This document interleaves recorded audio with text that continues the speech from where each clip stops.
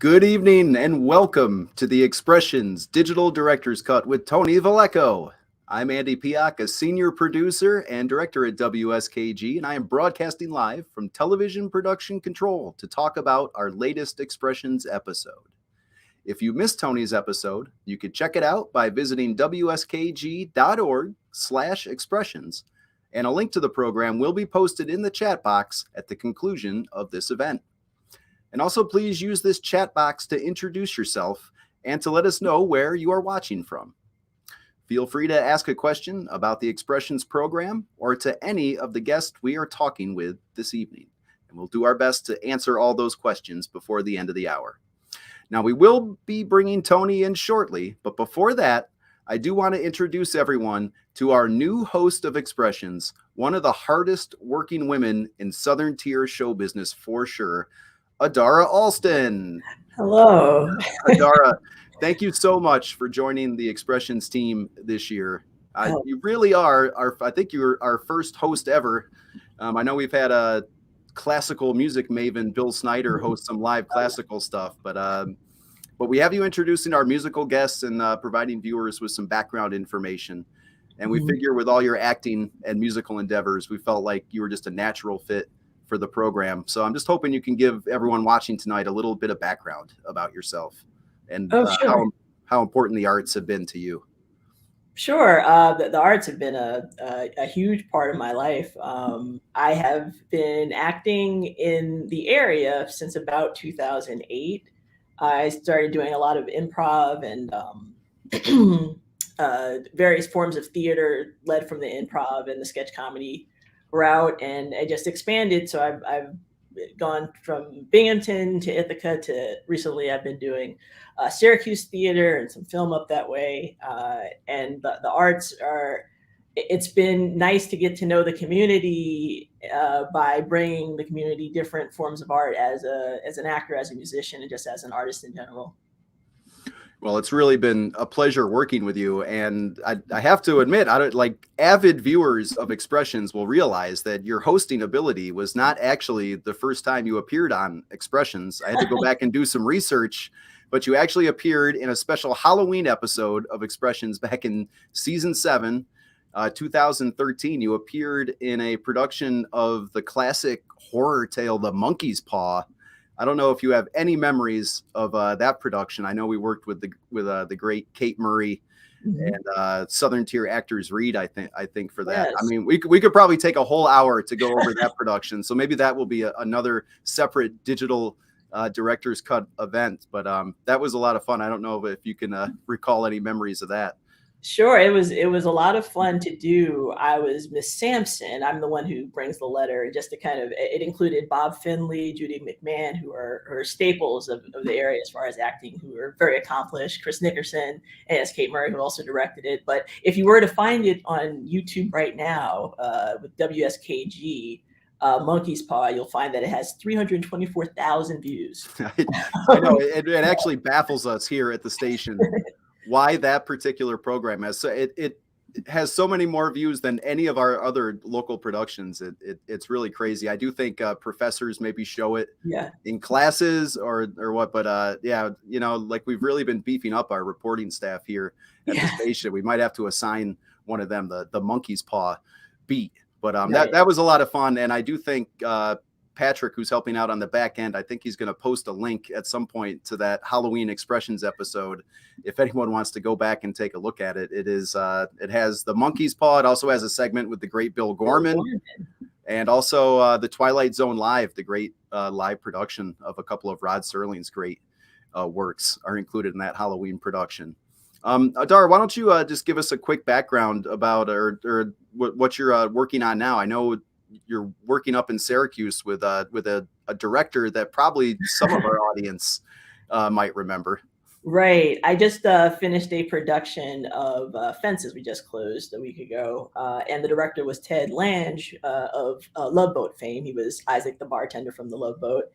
So I just finished that. And I also did some work on a film that people will be seeing in the next year that I can't disclose too much about. But there's just a lot going on in the area. So that you can't say that you have to always go down to New York City to find art. It's here. You just have to, keep your eyes open to it to find it.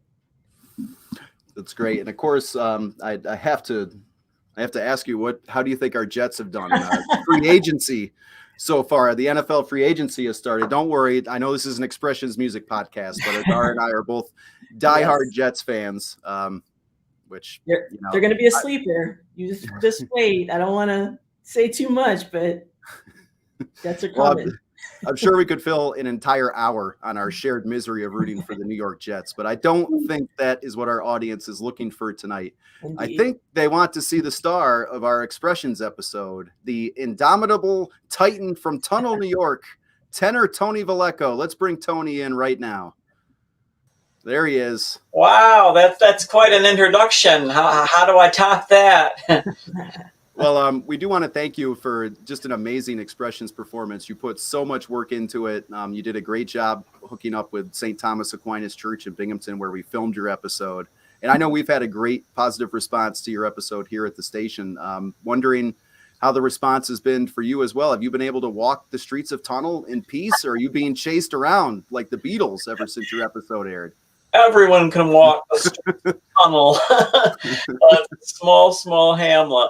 No, it was very, very rewarding, Andy. You folks were fantastic to work with, and of course the musicians and John Isenberg and everyone else, Mary Jane and Melanie and Joanne, just did a superlative job. So yeah, I've had some really, really nice feedback. It just sort of made it all worth the hard work.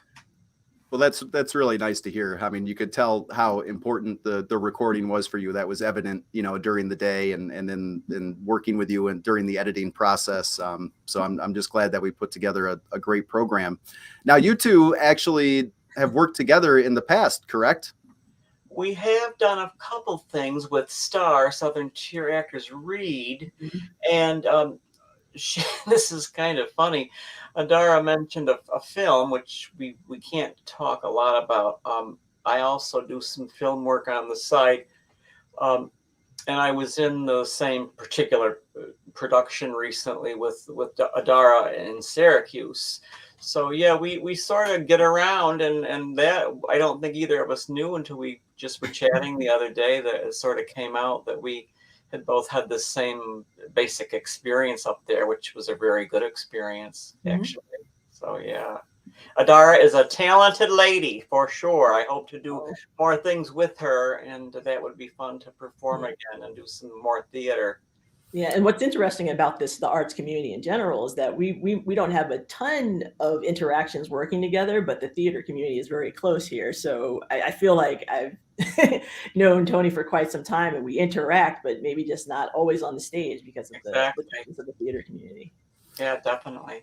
Well, I remember when we first brought you in over the summer, Adara, to go over like some of the scripts, and like as soon as you saw Tony's name, like your face kind of lit up, and I'm like, you know Tony, and you're like, I know Tony, I know Tony.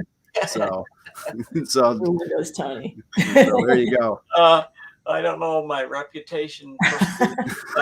You're a bright light. That's your reputation. Okay. Well, Tony, you mentioned your extra work, and during the process of your episode, when we were doing the biographical segment in the middle of the program, where we're going over your history and your love of music and your Facebook feed, we found some pictures that we didn't use, but one of them that we found that we really enjoyed was you and a very famous movie star, Keanu Reeves.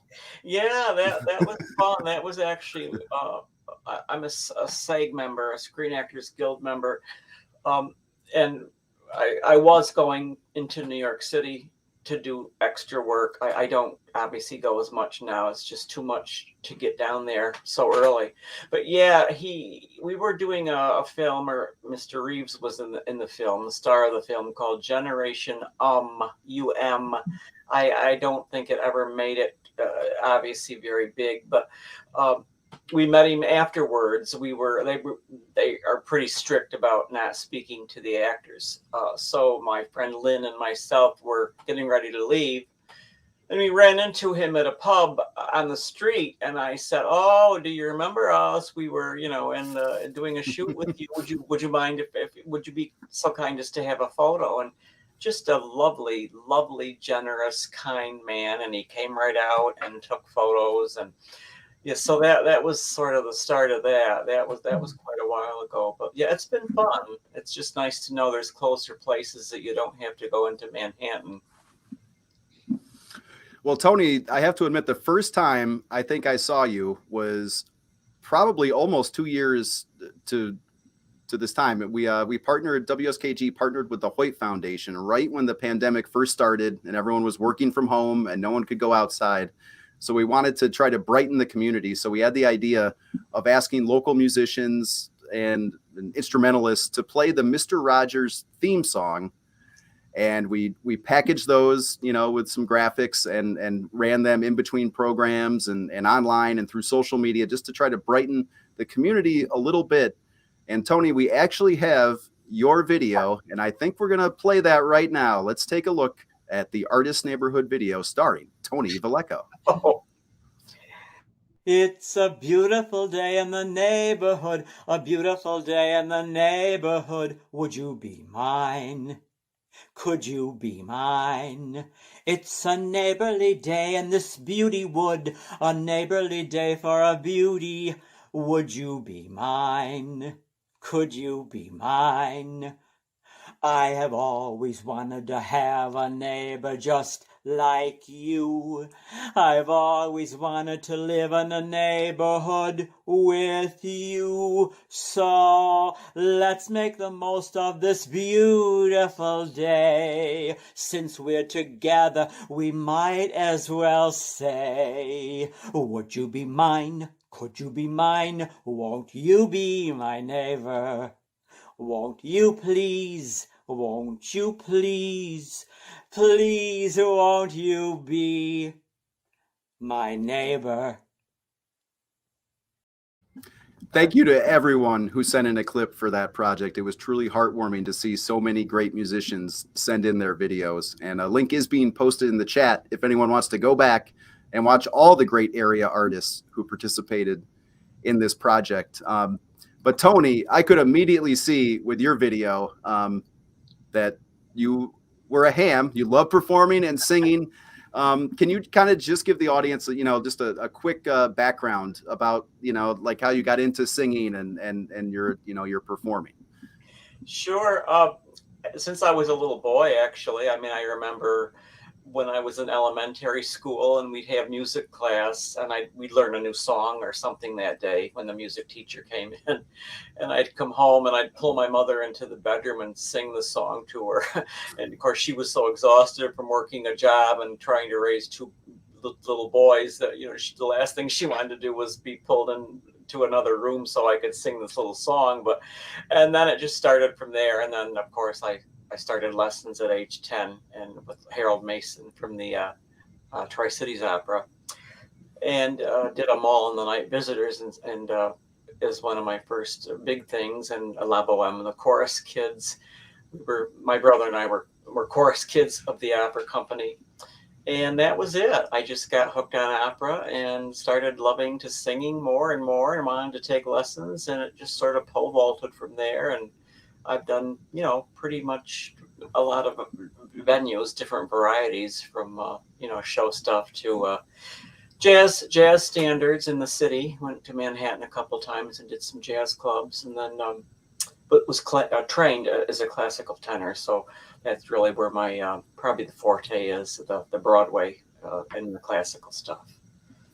Well, I want to say that, we connected through the Artist Neighborhood project, and then I think we were trading emails back and forth, and I think you actually reached out and were wondering if we were recording episodes, of course, during the pandemic, and so we were going back and forth. I think you were talking about what you wanted to perform, and I think you mentioned that you had a set of Baroque period songs, and so I had to I had your Artist Neighborhood as a guide, but I went to WSKG musical stalwarts Greg Keeler and Bill Snyder. Of course, Greg Keeler just recently retired from the station, and Bill, of course, you still hear him every day on WSKG Classical, spinning the hits from centuries past.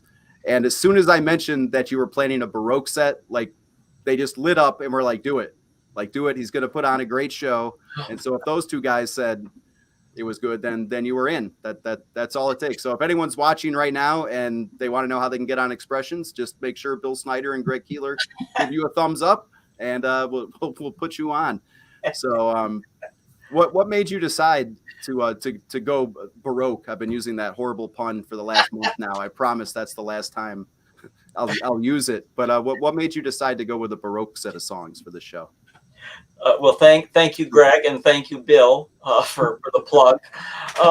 It's just a music period that moves me deeply. The music of the period has always had a real visceral move in my soul when I sing it and when I hear it. It's a very distinct period, obviously, but it ideally, interestingly enough, it also fits well vocally for a light tenor, which is what I would be considered a lyric tenor. Obviously, opera was always my first love and will be my first love. But I knew, early on, as I had mentioned before, that I didn't have a booming Pavarotti kind of voice that was going to fill up the Metropolitan Opera House. So I knew that I would sing, but I think finding the Baroque music, that period of music of the 18th and 17th century, music was just a divine order because it fits vocally well. I'm luckily able to have an agile voice. I'm able to do all the roulades and the runs and the trills and the ornamentation and stuff that's required for that period. So it just was a natural fit, just a natural. Yeah, the performances were really, really strong. And we decided to record this. Usually we obviously record here right in our Vestal studios, but we decided to actually take this show on location, and we hooked up with St. Thomas Aquinas Church in Binghamton. And I have to thank you for that, Tony. You did a great job, meeting up with them. And I think you mainly wanted to record there because of the acoustics, correct? That was the reason why we decided to go there? Yeah, I mean, I certainly was not opposed to coming to your studio, but in talking to some other folks, some of the musicians that I worked with, it was kind of a toss-up between possibly, oh gosh, now I'm here drawing a blank with the other big Catholic church. There's several in the area. Anyway, we approached them, or I approached both of these churches and asked them, would it be possible to come in and do a show that was being taped by WSKG? And they were both very, both churches were very agreeable and amiable to it. So that led to that. And the consensus was that possibly St. Thomas Aquinas might have the better acoustics. And so Father Putano was very generous, as well as his secretary, Mickey and Kathy, helped us to coordinate that. And we were able to bring you guys in and bring all the other musicians in and do the show. So it really kind of was a win-win. And luckily, I think the sound really sounded so much more perhaps enhanced than it would have maybe in a studio setting.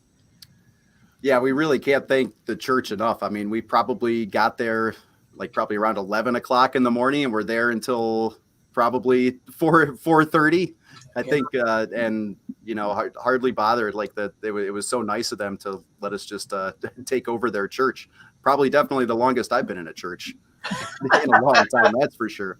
But yeah, we would like to thank John Putano and Kathy Strong and Mickey Carbo for allowing us the use of the church, and hopefully they liked how it looked in the show. We are going to go over more of the production particulars in a bit, but we're going to show you a performance from Tony that did not make the televised show. But before we do that, we want to thank Adara for joining us tonight, and be on the lookout for more from her as season 15 of Expressions continues. Thank you, Adara. Have a great night. JETS, Jets. All right. Hey, thank you so much. All right. Bye-bye. What a gem. We're so fortunate to be able to work with Adara on these new episodes. Tony, I really hope I don't mispronounce the title of this song. We are about to play Deposuit from Bach. Is that right? Is that close enough? Yeah, Deposuit. It's from his Magnificat, and it's in Latin. And J.S. Bach, of course, a giant of the Baroque period. And this piece is basically translated as "He shall put down the mighty and exalt the lowly." So that's from his Magnificat. All right, perfect. Well, Alyssa, why don't we play Deposuit?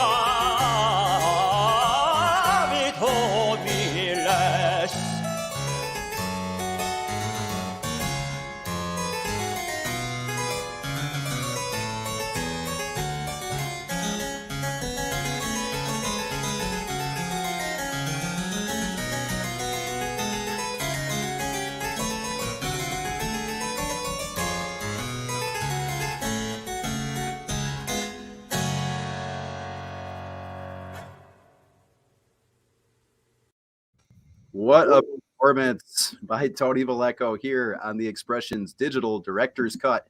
Now, if you want to see more performances that didn't make the televised broadcast, please visit video.wskg.org and search for Expressions. A link is being posted in the chat if you want to take a look.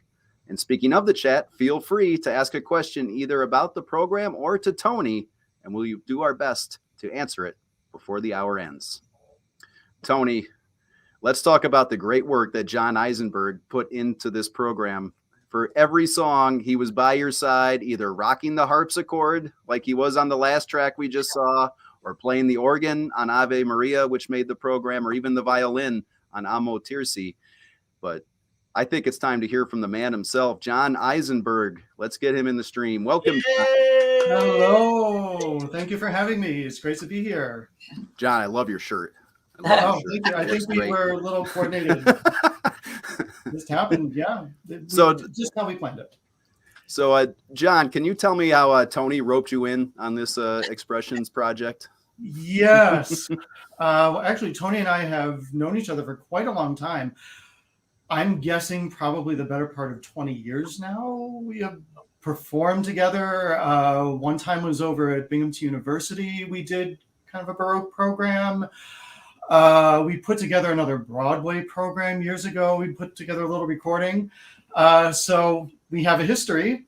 So it was earlier last year. I think he called me up and said, John, I'm looking to do this concert of Baroque pieces. We're going to do it for the Expressions program for WSKG. Would you be interested? And I said, oh, that sounds like a lot of fun. Yes, count me in. Let's give it a go. Well, at least you didn't say what's Expressions. So I'm glad. Oh, I'm glad you no, did do. no. I mean, I mean, we have worked with a few of the other musicians that appeared in the program. I know we've worked with Mary Jane, the violinist, in the past. We worked with Melanie Valencia too, but somehow, John, I don't think we had worked with you on any past Expressions episodes, which is kind of surprising considering, like, yeah, as Tony mentioned, like how how long you've been playing around here. So I'm very happy we got to see you perform in this show. Oh, it was great to do it. I think I've been involved in different little projects. Just a couple, 2-3 years back before the pandemic. And then after that, everything was a blur. I did play with Mary Jane Motowitz and her group, Celtic Charm. We did a little program at Christmas time. Okay, I do. Yeah, just a few years ago. Then yes, that was a lot of fun. Back, yeah, way back. I think I did something with Jenny Bank. Oh, wow. Okay. I think it was called Sound Fusion back then. That was season 1. That was actually the very first season of Expressions, John. And wow. Yeah, so I feel bad that I've slighted you. Like, so it's not your first appearance. It's actually your third appearance on Expressions. So I apologize for that. But yeah, Sound Fusion, that was another grant project where we fused 2 artists of completely different genres together. And I think we partnered Jenny Bank up with Driftwood, the great acoustic, right, I remember that. The great local acoustic band. Yeah, that was a lot of fun. I didn't actually realize those 2 were connected until you just told me so. Oh yeah, okay. Yeah. Wow, that's a blast from the. I can remember how long you can see the cobwebs, skirting out. Well, Tony, how about can you talk about the other musicians that appeared in the show? You had clarinetist Joanne Peters, Mary Jane Motowitz, who played violin, and Melanie. Can you tell me like how you ended up partnering with them? Yeah, as I got looking through the music, tons of music, because I wanted to really try to showcase as many composers of the period. It dawned on me that, geez, there's so many wonderful arias and songs that require other instruments in addition to the keyboard. I had known Melanie a while. We had done actually some jazz there with her group Blue Velvet. And Joanne and I do the NISMA, the adjudication for local high school students. So I've known Joanne a long time. Mary Jane I had not known. And when John mentioned some things that they had done together, I thought, it would be wonderful to obviously have a violinist. And I must credit Mr. Isenberg for actually composing the violin obbligato piece that went with the Ave Maria. John composed that specifically for Mary Jane, and it's just gorgeous. I've had a lot of people compliment the show on that piece. So that's kind of how I got to know them. And as we found pieces, it just was nice that they all had something that we could plug into another musician to make it maybe a little more interesting, instead of, say, just keyboard and voice through the whole program. I think it kind of added a little extra flavor of the period. Yeah, well, I was happy that we were able to include all of the pieces with the other musicians in the actual half-hour program, and then the extra bits, the one that we just saw, and there's I think probably 6 more selections that didn't make the cut of just Tony and John. So again, we're going to post a link where you can view all those extra songs that didn't make the televised broadcast. You kind of mentioned it a little bit, but how did you form the set list for the for this set? I think you came in wanting to play 13 songs, and I think we got through 12 of them, which isn't bad considering we only had about 3 or 4 hours to record them all. And you kind of run the list, you kind of run the gamut from composers. Did you want to kind of get a mixture, or like how hard was it for you to collate the set list? It was difficult initially. I started poking around music. Let's see, we did this in almost August. We did it late July. So I was working on this in March, looking at different pieces for tenor or soprano that, you know, a gentleman could sing, obviously, during that period, and finding different pieces that hopefully would show other composers, because it was such a rich era with many composers. Of course, the masters probably being Johann Sebastian Bach and Handel would probably be the big two. But I just basically wanted to find enough pieces, and I think we certainly did. Actually, I don't know about John, but my voice was fine. It's funny because we were, you know, you figure we sang and played at least 5 hours.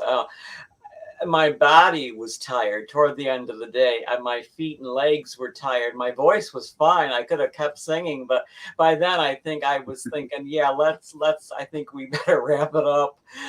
So yeah, it turned out good. I mean, I can see where you obviously would have had cut, you know, some pieces, or it would never have aired. But yeah, I think by the end of it, we realized we were kind of running out of time. It was like, okay, we have a choice between, we have a couple pieces left. Which one do we want to record? Oh, well, we have a few more slower pieces. Let's record.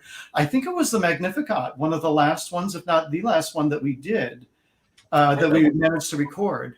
I think because we realized it was more upbeat, and we thought, let's do that one.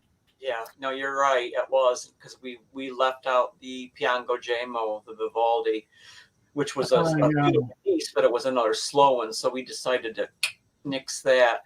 And just piggybacking, I mean, John is phenomenal, obviously. I mean, he's so great to work with, and he was such a good coach to me. I speak well, but I'm not an expert like John is. So if I did have some Italian problems, John would always correct me and work with me on the language or the music. And in rehearsals, I'd say, John, I really want to, I think we should have 2 rehearsals this week. Can you do 2? And, you know, it was never an issue. You know, he was great about getting together. He's wonderful to collaborate with. I've been lucky to have a lot of experiences. I played for years with the Tri-Cities Opera as an accompanist. So I was around operatic singing and learned from some of the greatest with Dwayne Scrabalack and Peyton Hibbett. I was around TCO when they were still there. So I was very lucky to have that experience. Now I work as a vocal coach and a pianist over at Binghamton University. So I've kind of continued that kind of work, and I'm lucky enough. My strongest language happens to be Italian, that I studied for a long time. I don't even have much Italian background, so to speak, but I hooked onto the Italian language and culture, which I really love. So anytime I have anything to do with Italian or working on pieces like it, says, oh yeah, bring it to me. Let's work on it. Yeah. Well, you mentioned like how we were running out of time. You know how I knew we were running out of time? When we were in the middle of a song and the one poor guy who was left at the church to make sure all the doors were locked decided just to walk. He was like, I'm not going to wait until they're done with this song. I'm just going to walk into their shot and go to the doors and make sure they're locked. That's when I knew we probably, our time was probably running short, and yeah, we might need to make some cuts. So that, you know, there's a little tidbit, but again, like the church was great, and they were great. He just had to make sure to, you know, that all the doors were locked, and probably wanted to make sure we were going to be out of there before 6:30 or 7.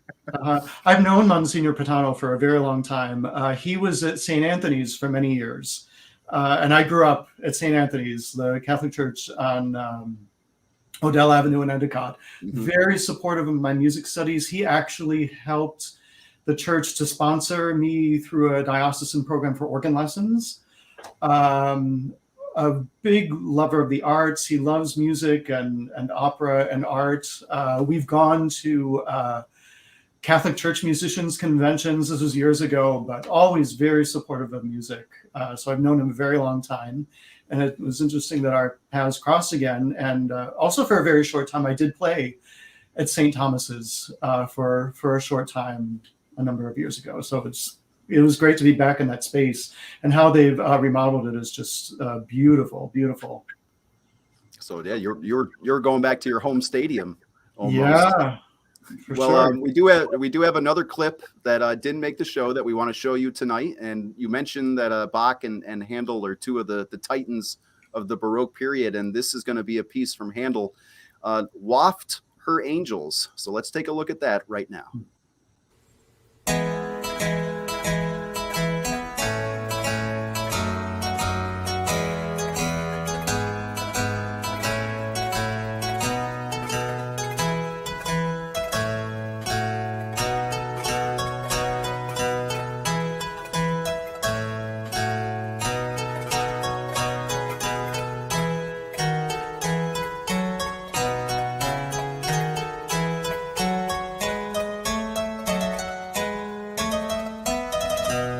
Waft her angels through the skies.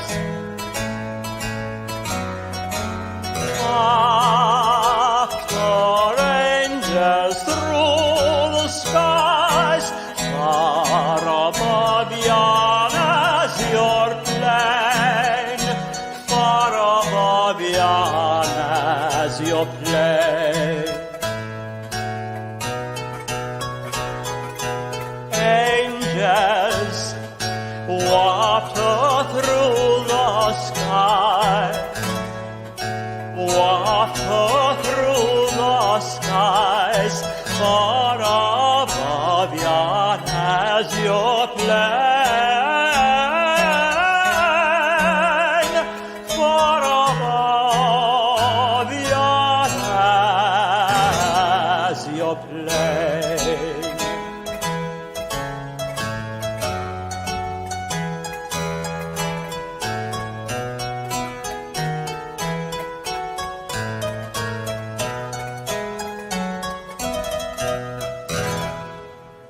Glorious, they're like you to rise, they're like you forever reign. Glorious, they're like you to rise,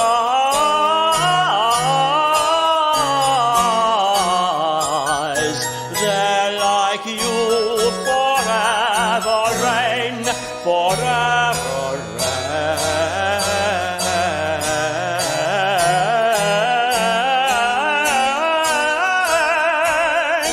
They're like you forever reign. Waft her angels through the sky. Waft her angels through the skies, far above yon azure plain, far above yon azure plain. Angels waft her through the skies, waft her through the skies, far above yon azure plain, far above yon azure plain.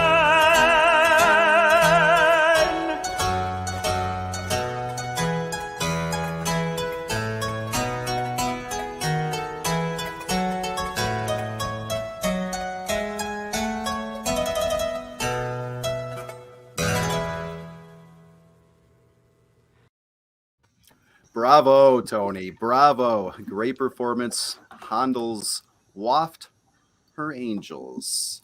Tony, we have some questions from the audience. We have one from Randy Jill, and she remembers you all the way back to the Man of La Mancha in Binghamton University. Do you remember that performance, Tony? Oh, yeah. Oh, definitely. Hi. Hello. That was probably, I think, the best musical production I was ever in professionally, community, college. It was a phenomenal production. Yes. amazing when I was working and going to school at BU, 1991.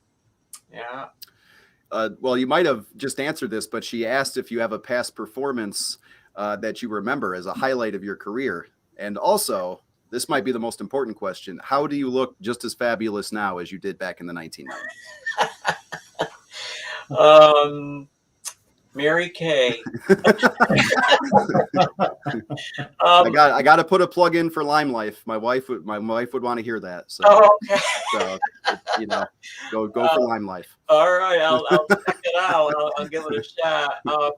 Gosh, I don't know. There've been many, wonderful experiences. I think La Mancha is right up there. It was an incredible camaraderie. It's the time when a show and a group of people just clicked. And I mean, we're talking the concert theater at BU, which I can't remember. It's like 1,500 or more. It's this huge theater.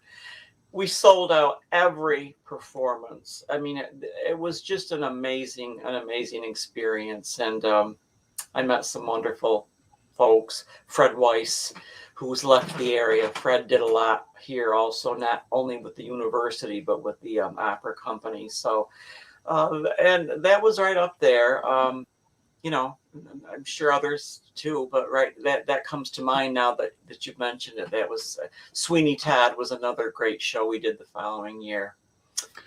John, what about you? Any past performances that really speak to you? Oh, I have been very lucky to have so many different kinds of experiences. Quite a few productions at the opera, at TCO, which were amazing to be a part of. I got to do many things. I accompanied rehearsals, but there were shows, some shows where I got to perform with the orchestra as a pianist. For a couple productions of The Magic Flute, I got to play the glockenspiel part for Papageno. That was a lot of fun.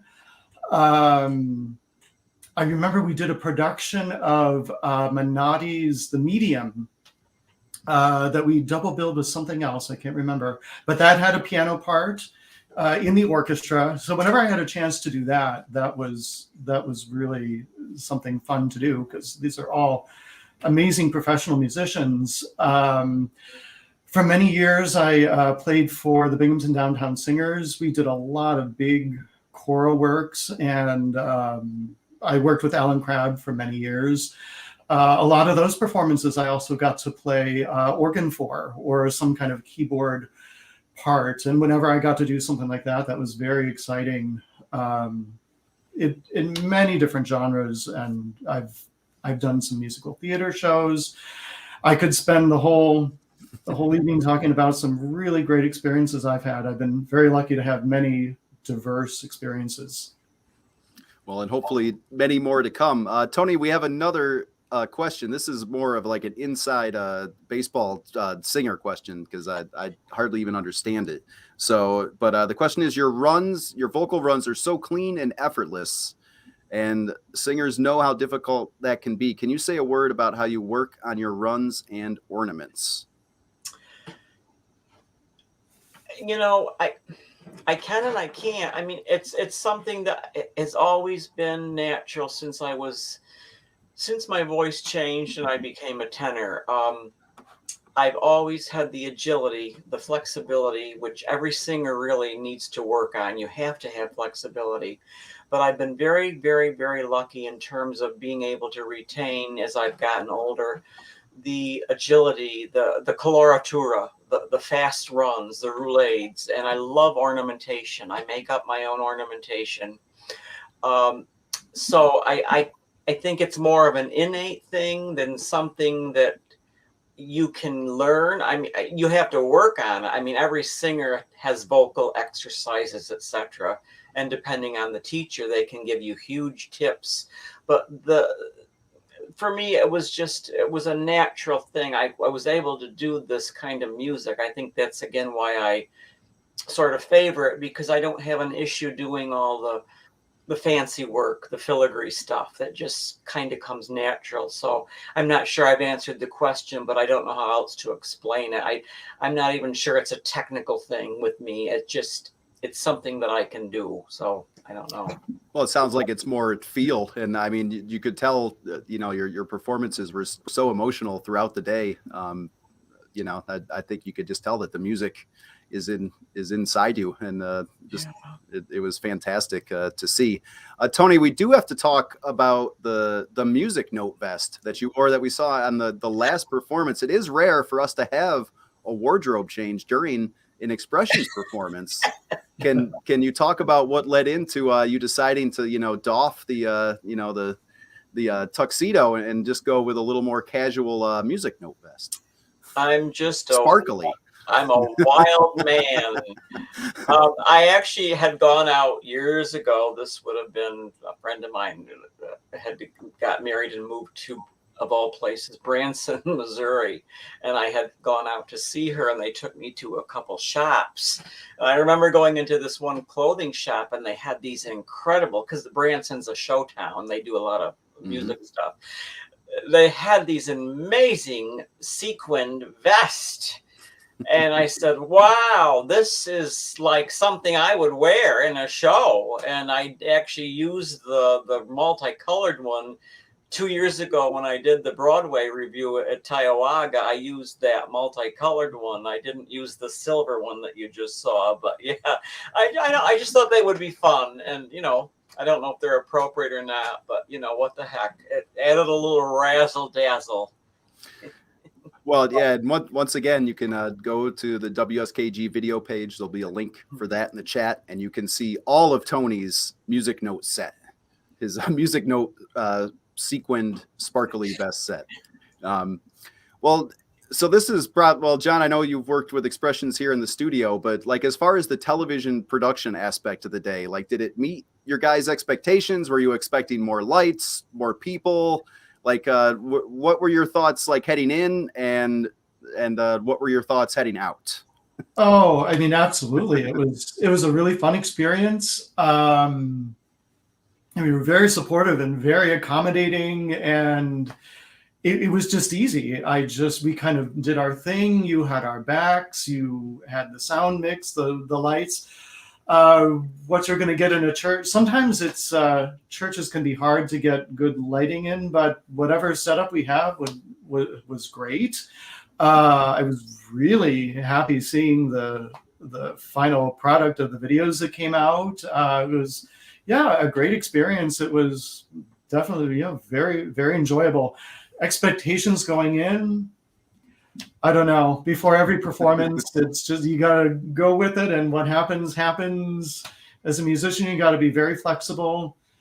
We've all had stories of things that have gone horrifically wrong or amazingly great, and you just got to be there in the moment for whatever it brings. And you guys were great. It made it very easy. Yeah, I would second that. I thought, your folks were so professional and pleasant, just lovely, lovely, nice people. And, it exceeded, I think, probably exceeded my expectations. And then to see the final product when it came out last week, I thought, wow. I mean, I love the way the scroll comes out and the decorations and the graphics. And I mean, it was just so beautifully done. The photography of the musicians and the instruments. I don't know. It was just like Hollywood, man. Yeah, some great camera angles. Yeah, really, really nice work. Oh, well, geez. Okay. Wow. I should have asked this question at the start of the hour. Like, come on. Yes. No, you should ask for a raise. There you go. Does this help? I will put this on my year-end review for sure. Well, you guys were great to work with. It's not easy to perform that many songs when you only have a short amount of time. I mean, we knew we only had 3 or 4 hours to get all these songs in, and of course, it's not perfect. It's not like during the final TV product, it looks perfect, but we all know there was starts and stops. John, you mentioned that Mary Jane, the violinist, used to be your teacher. I have to admit, going through some of the footage, like during some of the takes that didn't quite make it all the way through, she looked at you like a a teacher looking at a student. Oh yeah, like, a couple of times. It happens to everybody. I think we all took our turns, like making our fair share of like, oh, that's not going to come out well. Let's do this again. But yeah, I studied with her for quite a few years. Violin is my second instrument. Mary Jane right now. Yep. There they are right now. Yeah, the violin you see, that is an octave violin actually that I acquired just a few years ago from a maker in Wales. It's strung up like a regular violin. G string is the lowest, then D, A, E, except it's an octave down. And I was introduced to one of these actually by this maker. I was at some Scottish fiddling workshops in North Carolina, and another lady had one of these instruments from this maker. And I thought, oh, this is really nice. She let me play it. And it's like, oh, I got to have one of these. So that's how I was able to get some of the bass notes. So the way it's pitched, it's actually somewhere between a cello and a viola. The lowest string is a G, so it's a fourth, a perfect fourth for people that understand pitch intervals below a viola. So yeah, I can play some cello parts, which is what I did. I took a cello part and played it on that instrument, which made a nice blend. Well, yeah, it sounded amazing, but unfortunately, not everything was amazing during production. And I think this might be an Expressions First. I was actually able to put together a quick Expressions blooper reel that we're going to give everyone a chance to see just this one time. So let's roll that, and then we'll come back and wrap this up. We're seeing it right along with you.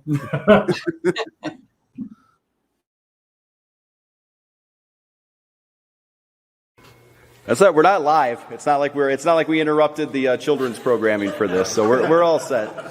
We're good. We're good.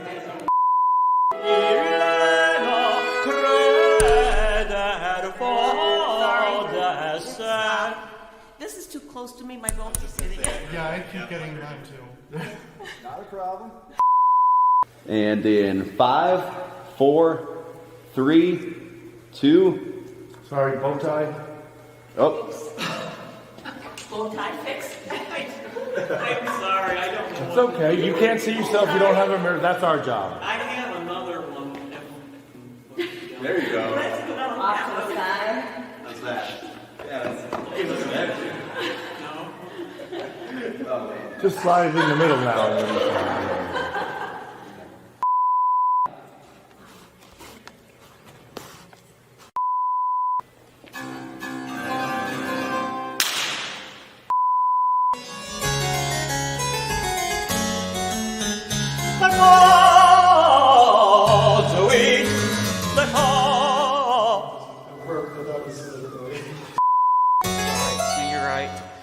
I'm sorry, John. Sorry. No, you're fine. And this is a short one, though. You're fine. No. Take a deep breath.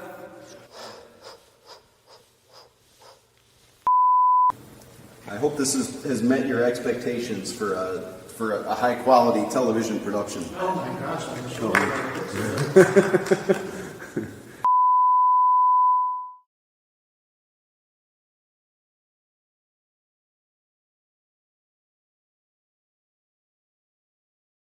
Well, I hope that didn't give you guys any bad flashbacks, Tony and John.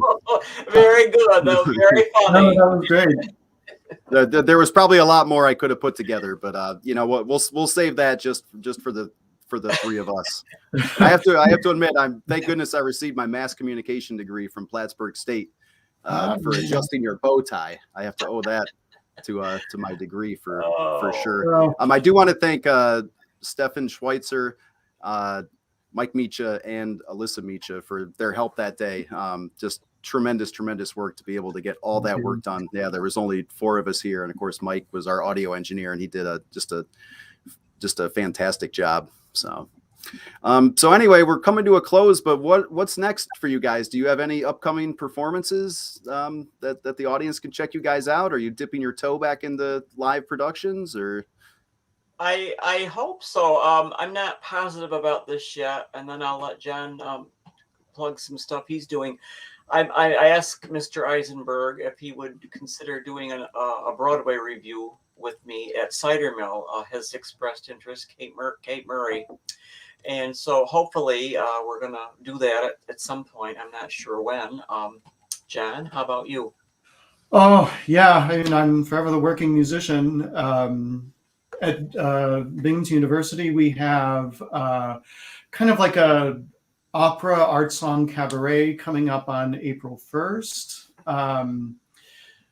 I have some senior recitals coming up at the university. You can check out the music department website. They have lots of concerts listed there. I'm involved in some of those. With another project that I'm involved in, the Claude Bowling Experience. With some musicians that I've worked with, we used to be part of the Binghamton Baroque Orchestra. We were going to do a concert right before the pandemic hit, and unfortunately we weren't able to do that. Since then, a couple of musicians have graduated, moved on, but some of us have gotten together to play some music of Claude Bowling, a French jazz composer. Like you do, a natural transition from Baroque music to Claude Bowling to jazz. Why not? That's what I figured you were going to be doing, John. Yeah, and we have a couple of concerts coming up the weekend. Let's see. Saturday, April 23rd, we have a concert in Cortland that evening. And then the following weekend, April 29th and 30th, we have back-to-back concerts at the Clemens Center in Elmira in their smaller theater. We also have a couple shows in Syracuse at the Westcott Theater in June. So, and all kinds of school things. I accompany students for the NYSSMA competition, all kinds of things. Never a moment's rest for the wicked, you know.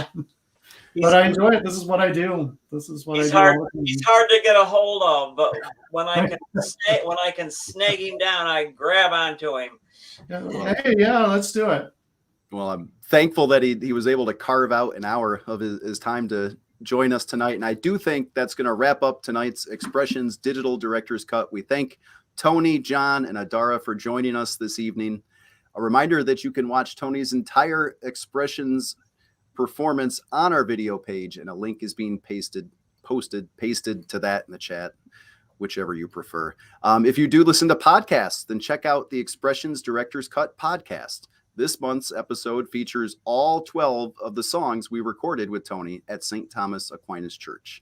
And you can find this podcast on many of your favorite platforms or at yourpublicradio.org. And again, Patrick's going to post a link to that in the chat. And I do want to thank Patrick and Alyssa for their help tonight. And this event will be archived and available to be viewed on WSKG's YouTube channel. I'm sure many of you are going to want to rewatch this or share it with people who might have missed the original. But thank you so much for checking out the Expressions Digital Director's Cut, and we will see you again soon. Until then, this is Andy Piak. Good night. Thank you. Thank you so much. Thank you, everyone.